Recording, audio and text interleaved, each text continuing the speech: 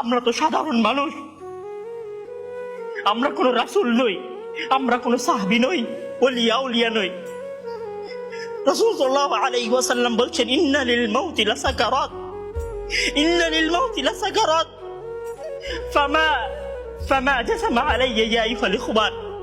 আমাদের কি হয়েছে আমরা মৃত্যুকে ভয় পাই না? আমাদের কি হয়েছে আমরা মনে করি না যে আমরা মারা যাব?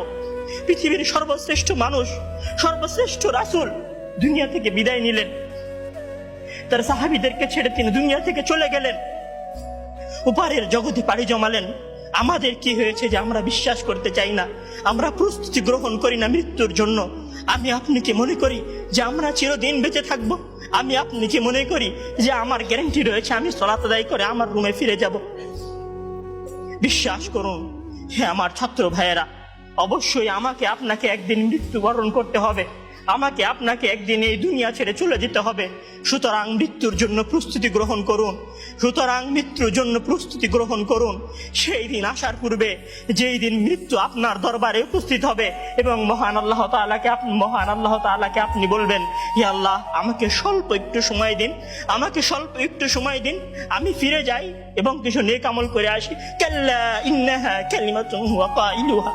তখন মহান আল্লাহ তাআলা বলবেন, কোনো সুযোগ নেই, এটা তো তার মুখের কথা মাত্র, সে ফিরে গেলে আবারও আমল করবে না, সে ফিরে গেলে আবারও আমল করবে না। সম্মানিত ভাইরা, সেই দিন আসার পূর্বেই প্রস্তুতি গ্রহণ করুন, সেই দিন আসার পূর্বেই প্রস্তুতি গ্রহণ করুন।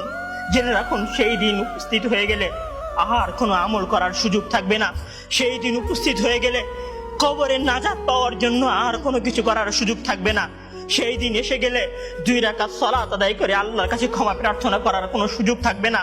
সেই দিন এসে গেলে রাতে জেগে 8 রাকাত তাহাজ্জুদ সালাত আদায় করার কোনো সুযোগ থাকবে না।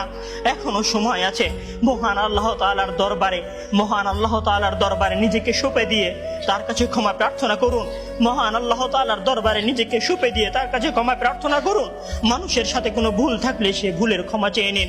মহান আল্লাহ তাআলার সীমা লঙ্ঘন করে থাকলে মহান আল্লাহ তাআলার কাছে ক্ষমা চেয়ে নিন। সেই দিন আসার পূর্বেই যদি সেই দিন এসে যায়, সেদিন আর কোনো লাভ হবে না, সেদিন বেঁচে থাকার আর কোনো সুযোগ হবে না, 1 সেকেন্ড সময় আপনাকে বেশি দেওয়া হবে না। সম্মানিত ছাত্র ভাইয়েরা, মৃত্যুর জন্য প্রস্তুত হন। মহান আল্লাহ তাআলা আমাদের সবাইকে মৃত্যুর জন্য প্রস্তুতি গ্রহণ করার তৌফিক দান করুন। আমিন।